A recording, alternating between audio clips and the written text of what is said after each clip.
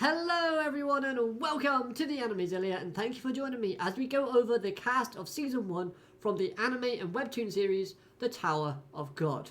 Now in this video I'll be giving you my thoughts and opinions on each character that made an on-screen appearance in the webtoon and in the anime.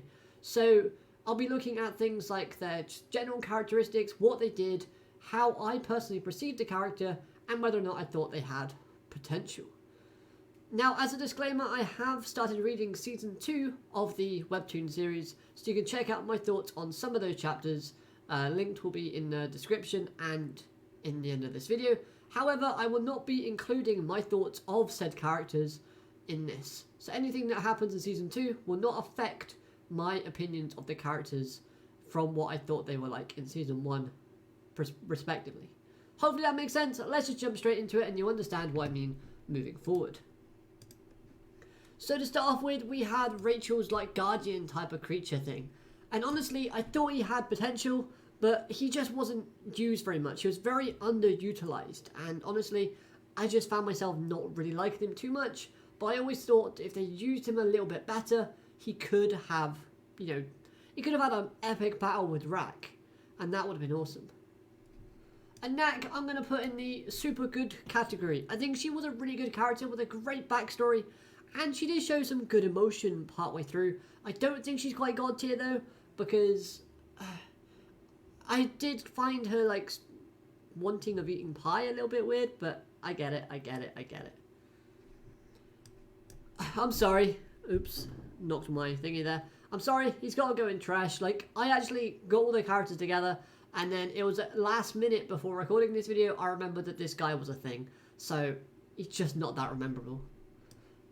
Bam, I'm going to put in the super good tier. Now, this is a character that, again, has a lot of potential, but I didn't put him in the has potential category because I did enjoy his character. I thought his character was very good, and I liked the direction they went in with it, and his growth was steady, but it was very evident towards the end of Season 1, which is something I really like. I watch things and see things and read things for character development, and Bam certainly displayed a lot of it. The character, I just don't know.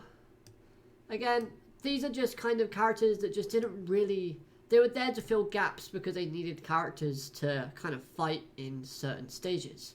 And this character, I am going to give credit. I thought he had a bit of potential.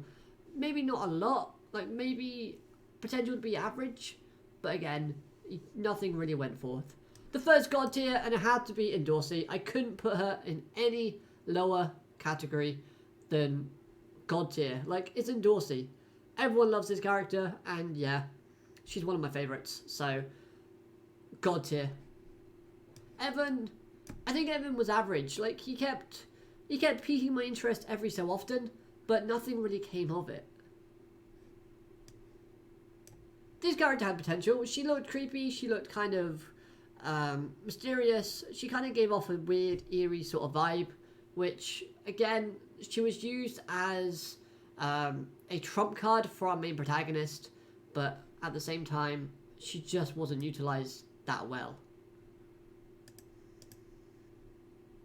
Hong Seung-yu, I am going to put in the super good category. Now, if I were doing my thoughts on Hong Seung-yu past Season 1, he probably would be God tier. But because I'm only influencing my opinions on what I thought at the end of the first season, I have to put him in super good because I really found him interesting and intriguing. Everything that he said, everything that he did always had a purpose, but we never actually knew what that purpose was until Season 2 finally came around. He kept us guessing as to what he was actually doing and what his agenda was, so for that reason I have to put Hong Seung-yu as a super good character because I think he was written very well. Now hats. This is what I mean. I'm actually going to annoy a few people by putting hats in the had potential category. Now, hear me out before you start shaving your pitchforks and sharpening your blades. Hats is a character that I thought wasn't utilized a lot in Season 1. However, in Season 2, he is shown to be a lot better and a lot more developed and a lot more fleshed out. So, yeah, again, I'm continuing to use my thoughts and opinions of characters from the first season. So Hats had potential. they just never showed us that moving forward in season 1. Held On, I thought it was average. Because again, added like a feeling of mystery and a weird, eerie sort of vibe to the show.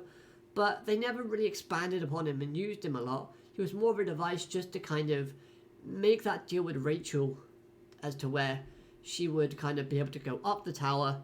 But yeah, it was expanded a little bit. We've yet to see Held On, like, for ages. So hopefully he comes back soon. But I'm going to put him as average because, again, he piqued my interest. And I thought, like Ivan, he gave us a lot of things to think about, but never actually anything to expand upon. Oh.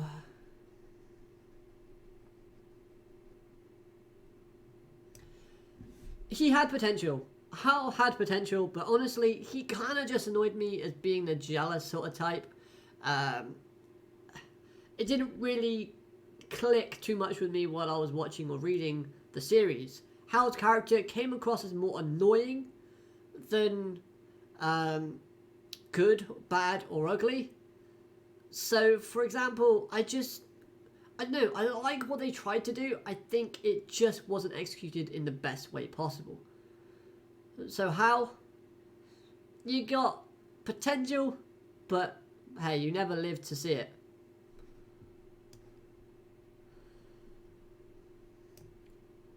Okay, she goes into the super good category. I love this character. I've liked this character since the jumpsuit appearance she had in the Crown game.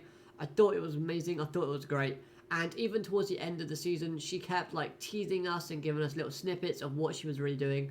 And in that ending of season 1, where she kind of went to Bam and said, "I will guide you to your destiny," that made me excited as to what was going on, because she has a fantastic design.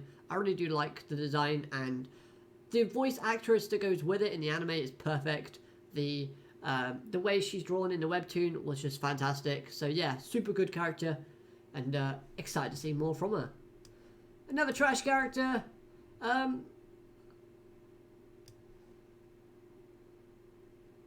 He has potential, because we didn't get to see much of the characters on Yuri's team towards the end. We saw little glimpses and teases here and there, so hopefully they expand on it a bit more, and hopefully he becomes a bit more relevant, because he has a cool design, and I think he has a good dynamic with our second god tier character.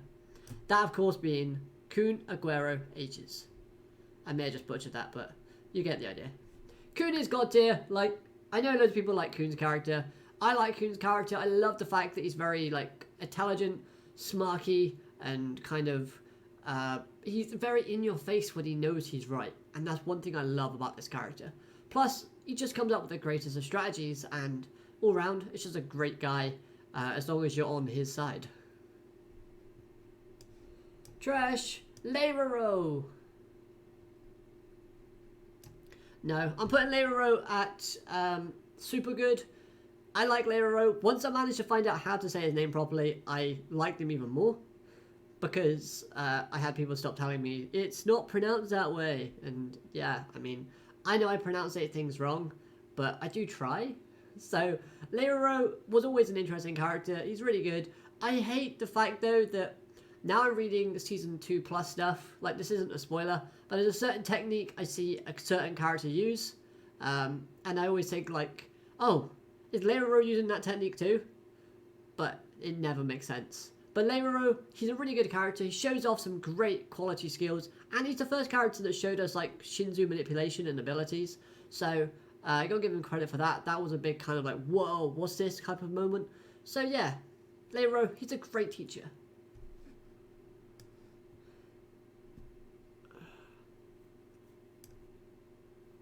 Mr. Sleeping Bag is average. Yeah, Laurie. Is that how you say his name? I still get confused as to how to pronounce the name. Fine, whatever. Moved out of the way. The character design was just kind of bland, and the fact that he was very powerful, and we saw that he was very powerful, was pretty cool, but at the same time, we just didn't see a lot. Now you might be thinking, hold on a minute, that sounds similar to what you just said about Hats, and you put him in Hats potential. Yeah, I know, but I wasn't that big of a fan of Laurie's character in Season 1. Apologies. Strawberry has potential because we didn't get to see a lot of her again, but I quite liked her. She was like, "Oh, guys, I found a man sleeping in the field," and then that's like pretty much all she had. Like, she did appear in season 1, but it was in the webtoon, not the anime, that I remember. Oh, controversial one. This, he's average. Not as good as Laurie or Heldon or Ivan. He's probably at the very bottom of average, close to trash. I'm not going to put him in has potential because he does not have any potential to be good. He's just average. But he has made me laugh quite a bit. I will admit, he does make me laugh. And it's cheap laughter. Because it's laughter I don't want to do, but at the same time I just can't help myself. Next up, we have Quinn. I should have put an extra tier between average and super good. But I'm going to put Quinn in super good. I actually really enjoyed Quinn's showcasing in this. I thought he was really good in season 1, both anime and webtoon. I liked the amount of emotion that we saw from Quinn. I thought that was quite different. Because Hong Seung-yu didn't really show much emotion. Leoro only showed like concern and sort of deep thinking. Where Quinn showed more sort of like a raw emotion, I thought. And I think that was pretty good. Plus, he had a pretty decent design. Rachel is God tier. Now hear me out. Hear me out before you rage. Rachel's character has been written for us to hate. Yes. And so many people hate Rachel's character. I don't really like Rachel's character that much. But the fact that she was written for a specific purpose of being hated by the audience, and the fact that she's one of the most hated characters in all of anime, then that goes to show just how good the writing for a character really is. So for me personally, that makes her character God tier. And yeah, I was quite surprised when I first saw the push and the betrayal. That gave me a good shock factor when I first saw it. I thought it was a little bit weird at first, but then I was like, oh, okay, cool. But honestly, it was fine. Rachel's character to me has been massively brilliantly written. You get what I'm trying to say. God tier. This is gonna be painful. Rak for me is gonna be average. Sorry, I don't like Rak's character. I think it's good. He is an average character. He's good at good times, but he was annoying sometimes. If that makes sense. Yeah, I'm moving on because I can already hear people kind of growling and mumbling. I just realised because of the sizes of the text box, they've kind of snipped off the names, which is kind of annoying.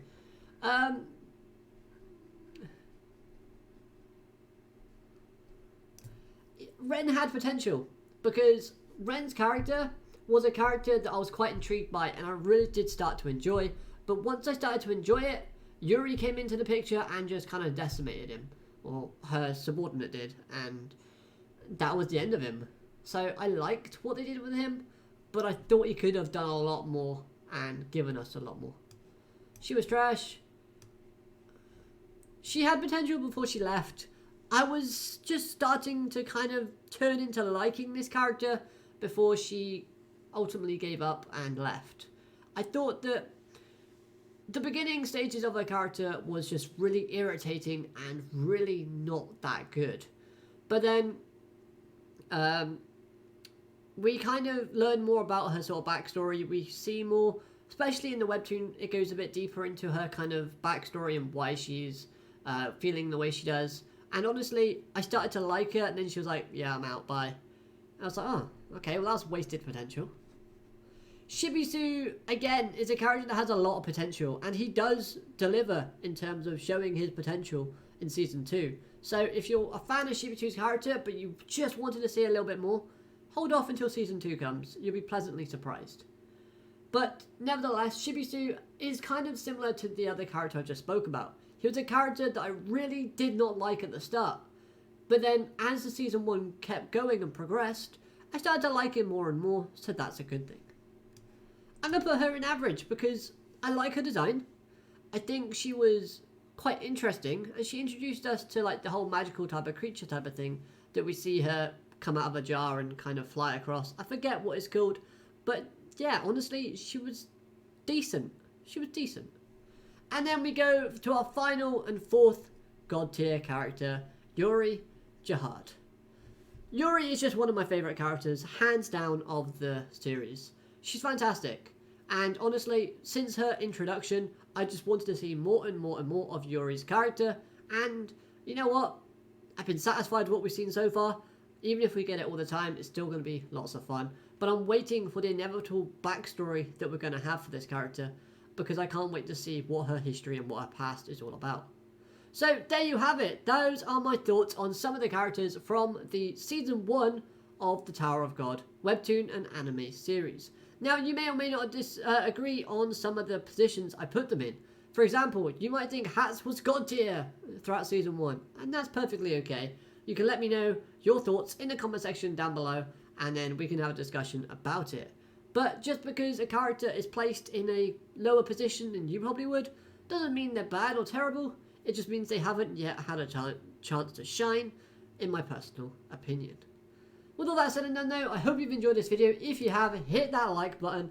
Subscribe if you're new so you never miss a video from me. And until next time, I hope you have an amazing day. Arigato matane. Goodbye.